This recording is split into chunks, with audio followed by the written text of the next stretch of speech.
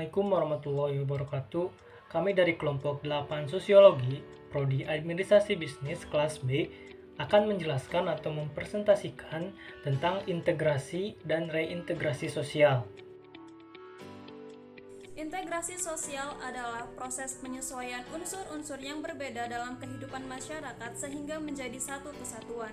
Unsur-unsur yang berbeda tersebut dapat meliputi kedudukan sosial, ras, agama, sistem nilai, kebiasaan, dan sebagainya. Integrasi sosial memiliki 4 jenis. Yang pertama, integrasi nasional. Suatu proses adaptasi antara unsur-unsur yang berbeda di dalam kehidupan masyarakat secara nasional sehingga menghasilkan suatu pola kehidupan yang serasi. Yang kedua, integrasi bangsa. Golongan yang beraneka ragam dan berbeda-beda sehingga tidak bisa dirumuskan secara eskak.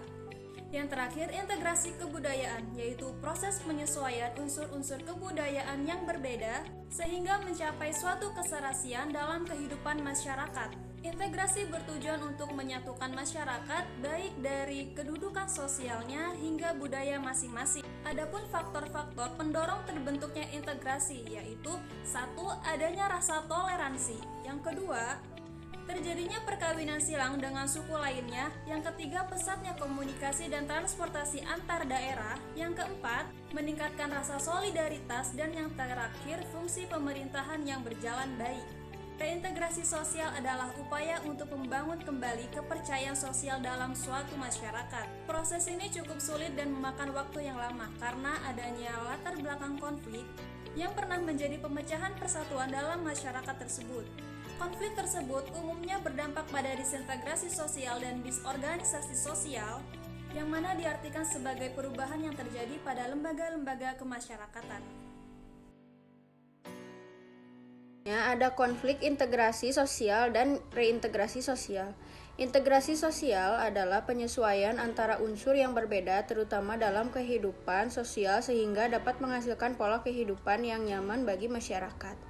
Dan reintegrasi sosial adalah salah satu upaya untuk membangun lagi kepercayaan sosial setelah terjadinya disintegrasi sosial.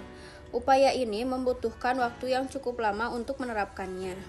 Ini contoh konflik dan kekerasan integrasi dan reintegrasi sosial. Yang pertama, konflik dan kekerasan tingkat lokal adalah konflik yang sering terjadi di antara individu atau kelompok dalam lingkup atau skala wilayah relatif sempit.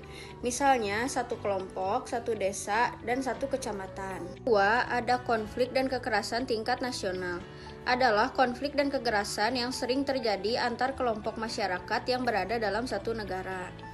Terakhir, ada konflik dan kekerasan tingkat internasional adalah konflik dan kekerasan yang melibatkan dua negara atau lebih. Saya Ryan Angga Arifin, saya akan menjelaskan tentang penyebab konflik yang terbagi menjadi 4. Yang pertama, perbedaan antara individu dengan individu. Yang kedua, perbedaan kebudayaan. Yang ketiga, perbedaan kepentingan. Yang terakhir, perubahan sosial. Yang pertama, perbedaan antara individu dengan individu.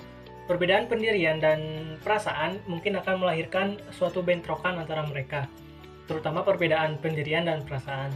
Sehingga hal ini lantas jadi faktor penyebab konflik, yaitu perbedaan antara individu dengan individu. Yang kedua, perbedaan kebudayaan. Perbedaan kepribadian dari orang per orangan tergantung pula dari pola-pola kebudayaan yang menjadi latar belakang pembentukan serta perkembangan kepribadian yang sedikit banyak akan mempengaruhi kepribadian seseorang dalam kebudayaan tersebut. Yang ketiga, perbedaan kepentingan. Perbedaan kepentingan antara individu maupun kelompok merupakan sumber dari pertentangan baik kepentingan ekonomi, politik, dan sebagainya. Dan yang terakhir, ada perubahan sosial. Perubahan sosial yang berlangsung dengan cepat untuk sementara waktu akan mengubah nilai-nilai yang ada dalam masyarakat yang dapat menyebabkan munculnya golongan-golongan yang berbeda pendiriannya.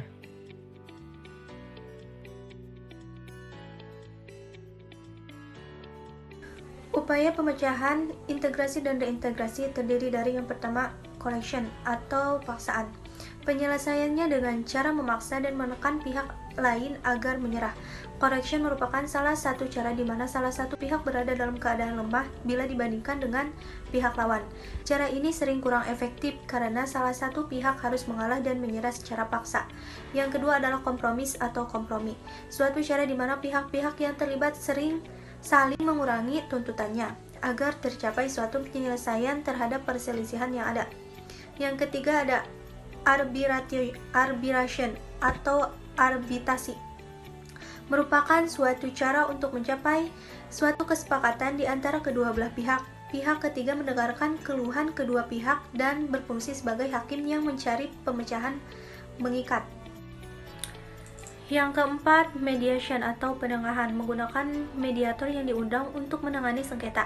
Mediator dapat membantu mengumpulkan fakta, menjalin komunikasi yang terputus, menjernihkan dan memperjelas masalah, serta melapangkan jalan untuk pemecahan masalah secara terpadu. Dan yang terakhir adalah conciliation atau konsilasi, merupakan suatu usaha untuk mempertemukan keinginan-keinginan dari pihak-pihak yang berselisih demi tercapainya suatu tujuan bersama.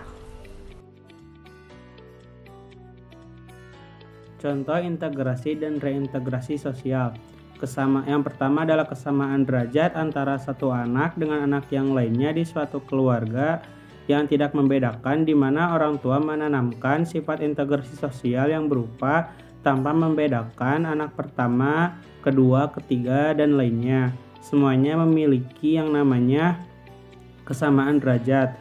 Yang kedua, tidak ada perbedaan antara anak kaya dan anak miskin di suatu sekolah.